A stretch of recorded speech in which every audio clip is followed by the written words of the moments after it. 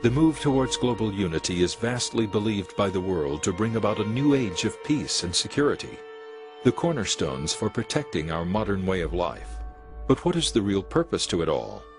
Is it really to bring about global equality or establish peace?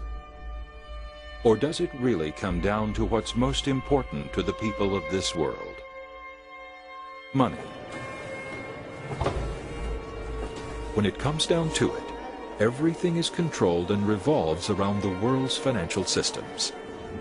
Food, medical care, transportation, shelter, technological advancement and entertainment. A collapse in these systems would result in the loss of the quality of life so many have become accustomed to. But the foundation and the financial structures of the world have been cracking for quite some time, and nations are beginning to take notice. The final piece, laying the groundwork for the prophetic globalization puzzle, is financial unification. Just as the world has been unionizing politically and religiously, it is inevitable that the world will eventually be unified through a single world currency. Where it would be much easier to come in, and if there's a collapse happening in a confederacy of nations, then someone can come in and say, hey, we can help you out. Given the circumstances of the world today, this may be the only solution to prevent events such as the U.S. housing crash of October 2008 that quickly affected nearly every industry on Earth, triggering a global recession and damaging some of the world's most dominant currencies.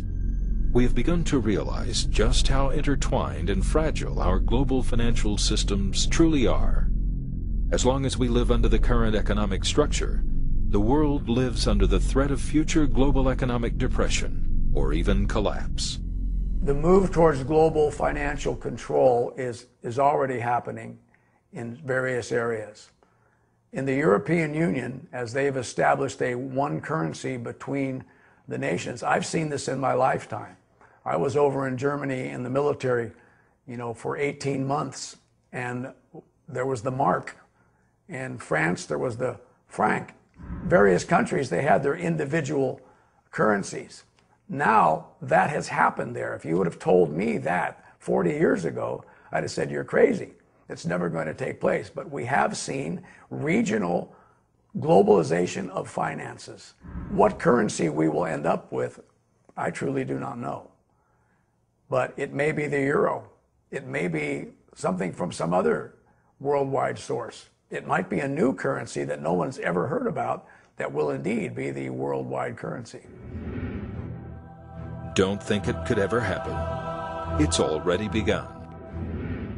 At a recent G8 summit in Italy, the leaders of the world discussed their growing concern over global financial security and openly discussed drastic new ideas to create financial stability.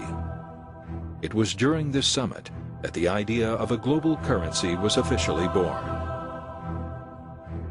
This is the first minted prototype that was presented to and discussed by the leaders of the world at the G8 summit, including Barack Obama of the United States and the President of the European Union.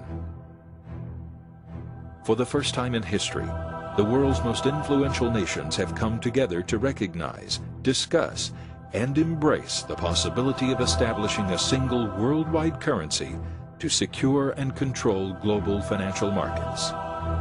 In fact, this coin was also presented to the Pope of the Catholic Church by representatives of the Royal Canadian Mint, seemingly foreshadowing the future foretold by prophecy and the unification between politics, religion, and finance. The world is rapidly becoming more accepting of this new global ideology like never before. In theory, global financial control should result in global financial security. So the illusion is that global financial control will give global financial stability.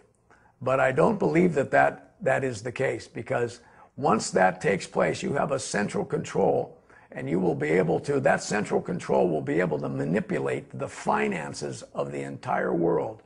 And I don't believe that there's anybody on the face of the earth who can do that with a pure heart, with good intentions, and without greed factoring in, because those things have been part of mankind for a very, very long time. This is not to say that the currency presented at the G8 summit will by any means become the new worldwide currency. However, the event presents an unprecedented shift in global thinking among world leaders and financial institutions.